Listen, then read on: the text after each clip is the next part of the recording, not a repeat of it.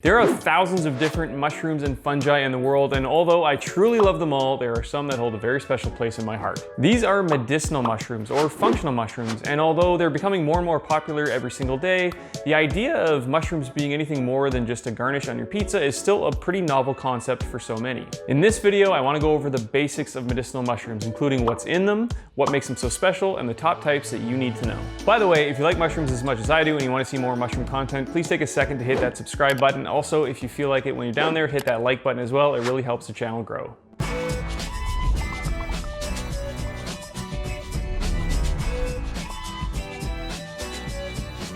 So first of all, what are medicinal mushrooms? It's a term that gets tossed around a lot, but basically it means a mushroom that is used for specific health benefit.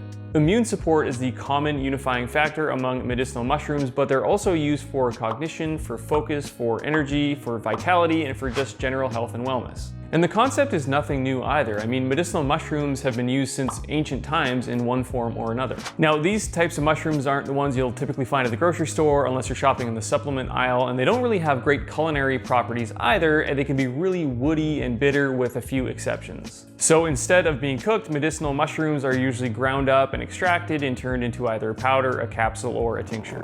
Medicinal mushrooms are definitely trending more recently, with more and more products available that include different varieties of mushrooms in some way. I'll always see a bump in interest when guys like Paul Stamets go on Joe Rogan and start talking about all these amazing things to do with lion's mane, or some mainstream news outlet will write an article all about the powers of mushrooms. But these mushrooms are nothing new. It's not an exaggeration to say that some of these mushrooms have been used for thousands of years. Reishi is a good example of this, with some writings dating back all the way to 220 AD that reference reishi mushroom. What is new, however, is a better scientific understanding of how these things actually work in our body. The science is still ongoing, but the body of evidence is starting to point to something that ancient cultures already knew and experienced, and it's this: medicinal mushrooms are able to support our health in a variety of different ways.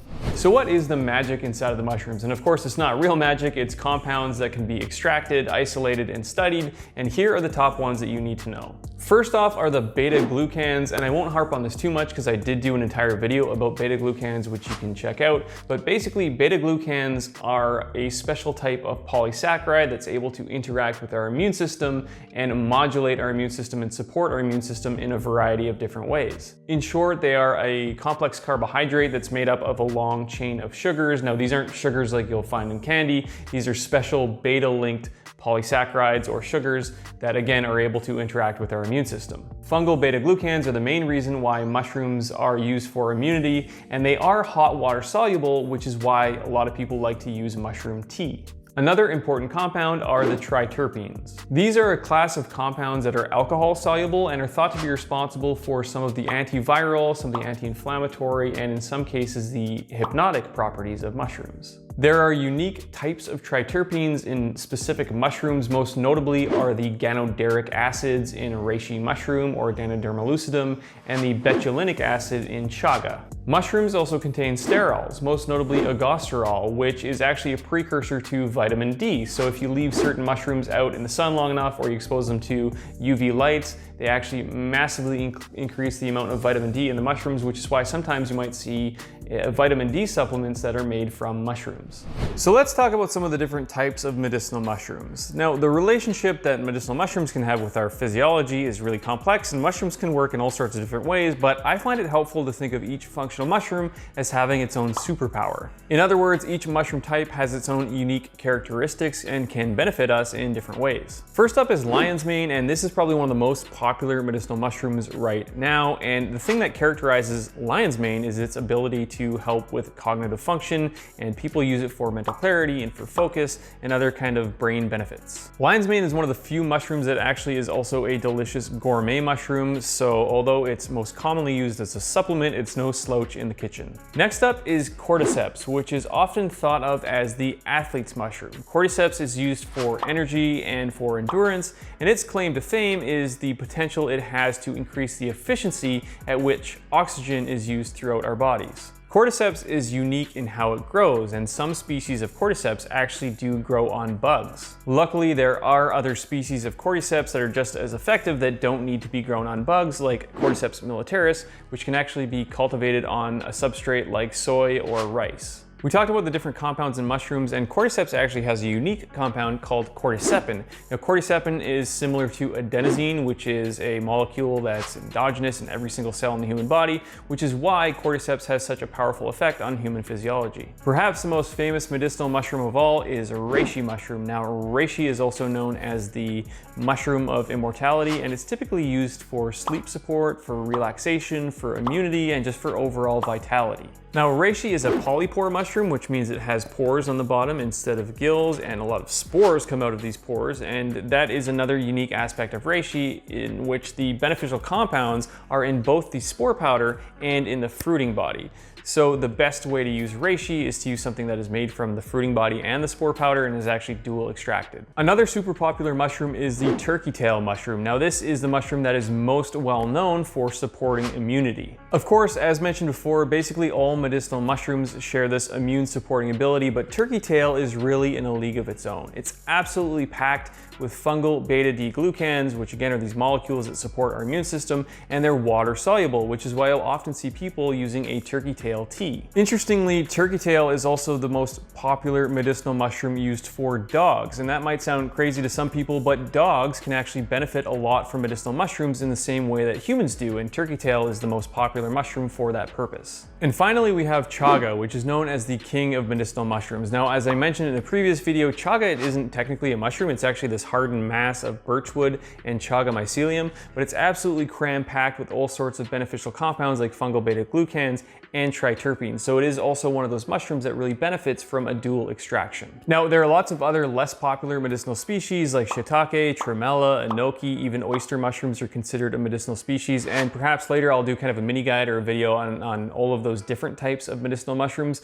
but the 5 I've mentioned here really are kind of the big mega medicinal mushrooms that you might be seeing everywhere. If you want to learn a lot more about each one of these mushrooms, what makes them special, and what they might be able to do for you, please check the link in the description of this video and go to our website. We have mini guides on each one of these mushrooms, which provides a lot more in-depth information on each one of these species. You might be wondering how you actually use these mushrooms and what you actually do with them. And as mentioned before, these medicinal mushrooms aren't really suitable for culinary purposes. And even if they were tasty, you still probably wouldn't want to just eat them fresh or cook them up, because the beneficial compounds from these mushrooms are locked in tightly inside the mushroom cell wall. So if you just cook them, your body might not be getting the full benefit. That's why medicinal mushrooms need to be extracted and are usually used in powder or tincture form. Now, extraction is just a fancy word to say that the mushroom has been soaked in some sort of a solvent in order to pull out those beneficial compounds and make them bioavailable. For mushrooms, these solvents can be alcohol to pull out the fat-soluble or alcohol-soluble compounds like triterpene, or they can be hot water to pull out the water-soluble compounds like beta-glucans. If you are just into hot water extractions or teas, you can pretty easily do this yourself. All you need to do is get your hands on some dehydrated or dried medicinal mushrooms and simmer them in hot water for a number of hours, and that will pull out those beneficial compounds and make a really nice beneficial tea. Now, this tea may or may not be that good depending on your taste preference. Some mushrooms are pretty bitter, like reishi, where other mushrooms are actually kind of earthy and nice, like chaga. Now, on a commercial scale, these extracted compounds can also be spray dried into a powder that can either be encapsulated or sold as a bulk powder, or even added into other food or drink products. Speaking of drink products, if you want to try the benefits of mushrooms in a tasty way, check out the 3 drink products in the description below. My favorite is probably the mushroom coffee, but they're all good in different ways. If you've ever shopped around for medicinal mushrooms, you've probably heard of the terms fruiting body and mycelium on grain. Fruiting body is really just a fancy word for mushroom, like this part or this part. It's the part of the mushroom that actually grows out of the ground or grows out of the log, and it's the part of the mushroom that contains a lot of the beneficial compounds that we talked about. Mycelium is the part of the mushroom that grows through out of the substrate, and although not technically accurate, you can kind of think of it like the root structure of the mushroom. When mycelium is grown out on a cereal grain like rice or oats or rye, we call it mycelium on grain, or a myceliated grain. The end product of something that is made from myceliated grain contains both the mycelium and the grain, because as you can see, it's basically impossible to kind of separate the two. You can also tell a myceliated grain product because it will typically list either rice or oats or some other grain on the ingredient list. Another thing you might see is something called full spectrum, and basically what this is, if you leave grain spawn long enough, eventually it will form tiny little primordial fruiting bodies, and the end product is something that technically contains fruiting body, mycelium, and of course the grain. Medicinal mushrooms is a big topic and there really is so much more to explore, but I hope this guide at least gave you a little bit of insight on where you might want to do a little more digging. Now, if you want to find a lot more information, again, we have guides to each one of these mushrooms over on the Learn section of our website, so if you want to dive deeper on any of these mushrooms, go ahead and check that out. And until next time, thank you so much for watching. I'm Tony from freshcap.com and we'll see you in the next video.